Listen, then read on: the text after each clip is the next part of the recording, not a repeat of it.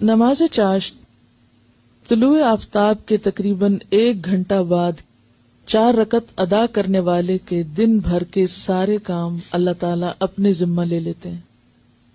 ٹھیک ہے. نماز چاشت کا وقت کب ہوتا ہے؟ تقریباً 1 گھنٹہ بعد سورج نکلنے کے. لیکن اس کا یہ مطلب نہیں کہ 1 گھنٹہ بعد شروع ہوتا ہے اور اسی وقت ختم ہو جاتا ہے. یہ پھر آگے چلتا رہتا ہے جب تک زوال نہ ہو جائے. یہی صلاۃ الضحیٰ ہے. ضحیٰ کا مطلب ہوتا ہے نا سورج کا چمک اٹھنا. ایک ہوتی ہے اشراق، سورج نکلنے کے تقریباً 15 منٹ بعد، اور اس کا کیا ثواب؟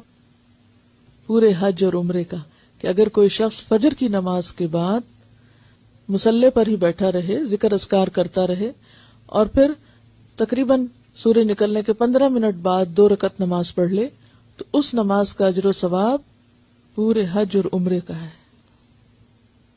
صحیح مسلم کی روایت میں ہے، طلوع آفتاب کے تقریباً 2.5 گھنٹے بعد جو نفل ادا کیے جاتے ہیں انہیں نماز اوابین کہتے ہیں.